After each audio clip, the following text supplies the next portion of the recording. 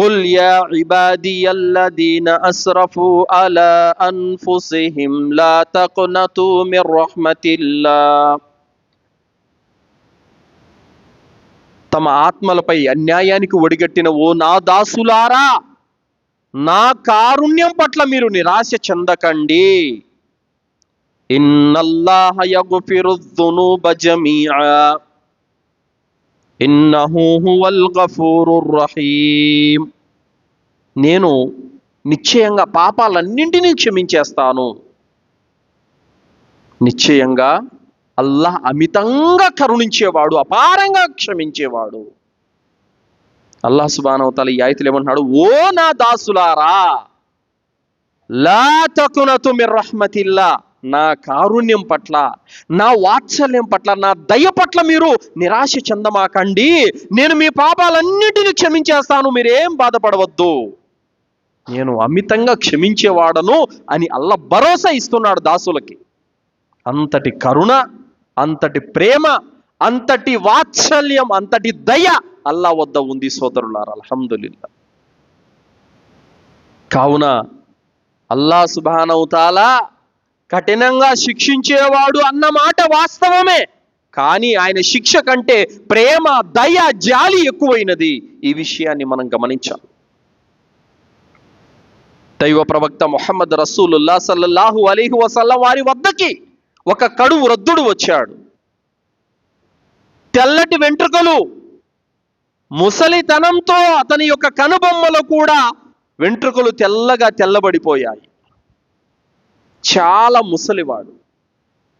దైవ ప్రవక్త సల్లల్లాహు అలైహి వసల్లం వారి సన్నిధికి వచ్చి, అల్లాహ్ యొక్క ప్రవక్త, నేను ఎన్ని పాపాలు చేశానంటే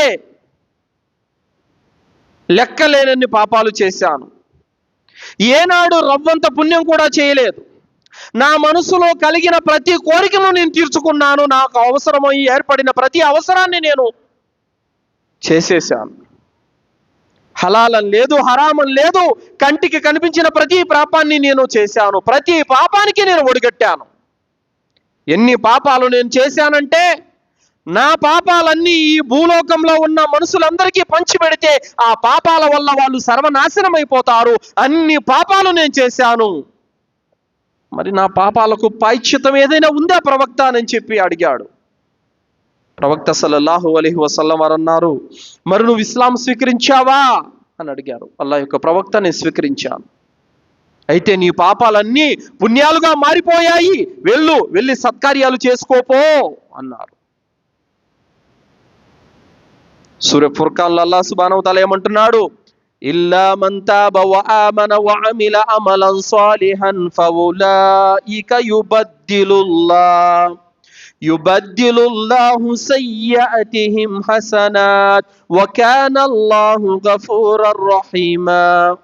ఎవరైతే ఈ పాప కార్యాల తర్వాత విశ్వసించి సదాచరణ చేస్తారో అలాంటి వారి యొక్క పాపాలను మేము యుబద్దిలుల్లాహు సయ్యాతిహిం హసనాత్, మేము వారి పాపాలను కాస్త తిరగదిప్పేస్తాము, అవి పుణ్యాలుగా మారిపోతాయి.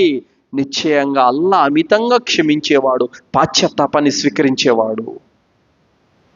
ఆ విధంగా ఆ వృద్ధుడు చేసినటువంటి సమస్త పాపాలన్నీ కూడా అల్లాహే నా ప్రభు అని ఒప్పుకోవడం వల్ల, అల్లాహ్నే ఆరాధించడం వల్ల అతని పాపాలు క్షమించబడటమే కాదు, పుణ్యాలుగా మారిపోయాయి. సోదరులారా, ప్రపంచంలో ఏ మత గ్రంథంలో ఇలాంటి యొక్క బోధనలు ఉన్నాయి చెప్పండి? అల్లాహ్ ఇంతగా కరుణించినట్లు, ఇంతగా ప్రేమించినట్టు, పుట్టినప్పటి నుంచి అతను మరణించేంత వరకు పాపాలలోనే కూరుకున్నటువంటి ఒక వ్యక్తి పాపాన్ని ఇంతగా మన్నించినట్టు ఏ మత గ్రంథంలో ఉందో చూపండి ఒక్కసారి. అల్హమ్దులిల్లాహ్. అంతటి కరుణ, అంతటి ప్రేమ, తన దాసుల యొక్క పాపాలను అంతగా క్షమించేవాడు అల్లాహ్ సుబ్హానహు వ తఆలా. అల్హమ్దులిల్లాహ్. అల్లాహ్ ప్రేమను చూడండి, అల్లాహ్ దయను చూడండి, అల్లాహ్ కరుణానుగ్రహాలను చూడండి. అల్హమ్దులిల్లాహ్.